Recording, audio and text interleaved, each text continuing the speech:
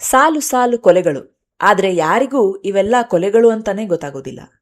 ಗೊತ್ತಾದ ಮೇಲೆ ಅದರ ಬೆನ್ನತ್ತಿ ಹೊರಟವರಿಗೆ ಸಿಕ್ಕಿದ್ದು ದಶಕಗಳಿಂದ ನಡೆಯುತ್ತಿರುವ ಕೊಲೆಗಳು. ಒಂದೇ ರೀತಿಯ ಮಾಡಸ್ ಆಪರಂಡಿ. ಎಲ್ರಿಗೂ ನಮಸ್ಕಾರ. ಬಾಳೊಂದು ಭಾವಗೀತೆ ದ ರಿವ್ಯೂ ಶೋಗೆ ನಿಮ್ಮೆಲ್ಲರಿಗೂ ಸ್ವಾಗತ. ಇಂದು ನಾವು ಮಾತನಾಡೋದು ಕಲಂ ಕಾವಲ್ ದ ವಿನಮ್ ಬಿನೀತ್ ಎನ್ನುವಂತಹ ಮಲಯಾಳಂ ಸಿನಿಮಾ ಬಗ್ಗೆ. ಜಿತಿನ್ ಕೆ ಜೋಸ್ ಅವರ ಈ ಸಿನಿಮಾ 2 ಗಂಟೆ 24 ನಿಮಿಷ ಇದೆ. ಮಮ್ಮೂಟಿ ಮತ್ತು ವಿನಾಯಕನ್ ಅವರ ಅದ್ಭುತ ಆಕ್ಟಿಂಗ್. ಎಕೋ ಸಿನಿಮಾದ ಸಂಗೀತ ನಿರ್ದೇಶಕರೇ ಇದಕ್ಕೂ ಕೂಡ ಸಂಗೀತ ನೀಡಿದ್ದಾರೆ, ಮುಜೀಬ್ ಮಜೀದ್ ಅವರು.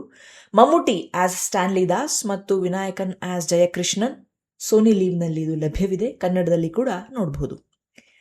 ಇದು ಸೈನೈಡ್ ಮೋಹನ್ ಎನ್ನುವ ಒಬ್ಬ ಸೈಕೋ ಕಿಲ್ಲರ್ನ ಕಥೆಯ ಮೇಲೆ ಆಧಾರಿತವಾಗಿದೆ. ಆದರೆ ಪೂರ್ತಿ ಅದೇ ಅಲ್ಲ, ಅಲ್ಲಲ್ಲಿ ಕೆಲವು ಬದಲಾವಣೆಗಳನ್ನ ಮಾಡಿಕೊಂಡಿದ್ದಾರೆ.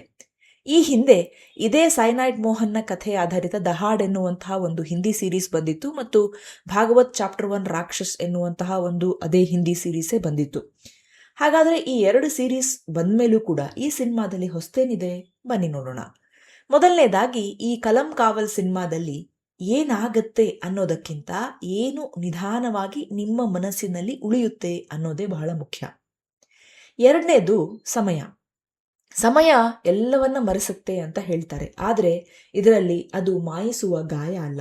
ಸಮಯ ನಿಧಾನವಾಗಿ ಎಲ್ಲವನ್ನ ತೆರೆದುಕೊಳ್ಳುತ್ತೆ. ಅದಕ್ಕೆ ತೂಕ ಜಾಸ್ತಿ ಇದೆ. ಸಮಯವು ಒಂದು ಅದೃಶ್ಯ ಪಾತ್ರ. ಇದರಲ್ಲಿ ಮೌನವಾಗಿ ತೂಕದೊಂದಿಗೆ ಕಾಯುತ್ತಾ ನಿಂತಿರುವ ಪಾತ್ರ ಸಮಯ. ಮೂರನೇದಾಗಿ ಇಲ್ಲಿ ಮೌನವೂ ಕೂಡ ಉದ್ದೇಶಪೂರ್ವಕ. ಎಲ್ಲವೂ ಗೊತ್ತಿರುವ ಏಕೈಕ ಪಾತ್ರ ಕೂಡ ಹೇಳಲು ಮುಂದೆ ಬರೋದಿಲ್ಲ. ಈ ಮೌನ ಆಕೆಯಲ್ಲಿನ ಭಯ, ಇನ್ಸೆಕ್ಯೂರಿಟಿನ ತೋರಿಸುತ್ತೆ.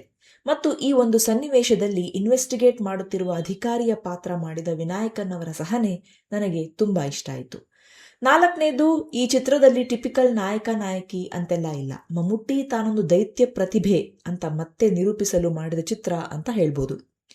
ಇಷ್ಟು ದಿನ ನಾಯಕ ನಟನಾಗಿ ನೋಡಿದ ಇವರನ್ನ ನೀವು ಈ ಸಿನಿಮಾದ ನಂತರ ಅಕ್ಷರಶಃ ದ್ವೇಷಿಸ್ತೀರಿ. ಅಂದ್ರೆ ಅದೆಷ್ಟು ಚೆನ್ನಾಗಿ ಇವ್ರು ನಟಿಸಿರ್ಬೇಕು ಅನ್ನೋ ಅಂದಾಜನ್ನ ನೀವು ಮಾಡ್ಕೊಳ್ಬಹುದು. ಇನ್ನು 5ನೇದು, ಡಿಲೇಡ್ ಕಾನ್ಸಿಕ್ವೆನ್ಸಸ್.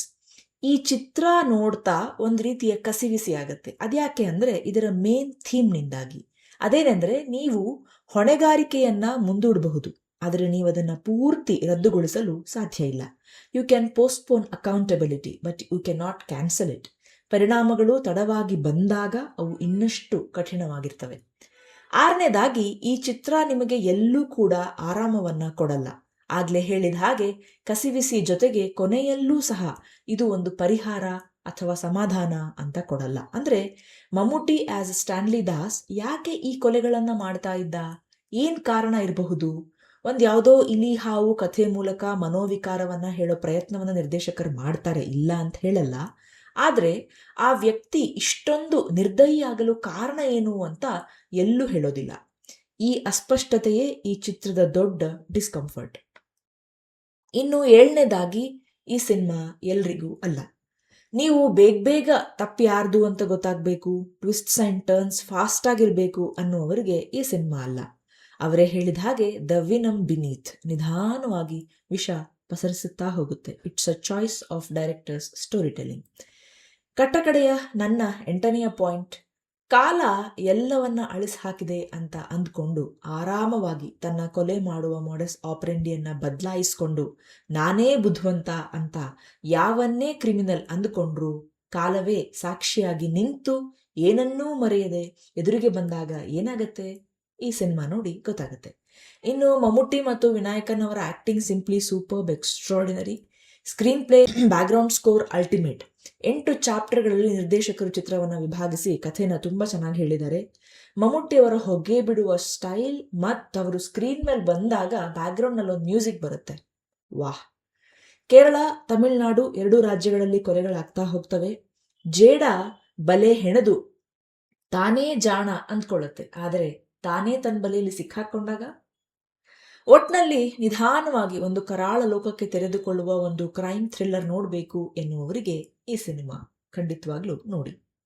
ಮತ್ತೊಂದು ಸರಣಿ, ಸಿನಿಮಾ ಅಥವಾ ಪುಸ್ತಕದ ಮೂಲಕ ಬರ್ತೇನೆ. ಅಲ್ಲಿವರೆಗೂ ಯೋಚನೆ ನಿಮ್ಮದಾಗಿರಲಿ, ವಿಶ್ಲೇಷಣೆ ನಮ್ಮದಾಗಿರಲಿ, ಬಾಳು ಹಾಡಾಗಲಿ, ಭಾವ ಜೊತೆಗಿರಲಿ. ನಿಮ್ಮ ಸಮಯಕ್ಕೆ ಧನ್ಯವಾದಗಳು. ಮತ್ತೆ ಸಿಗೋಣ.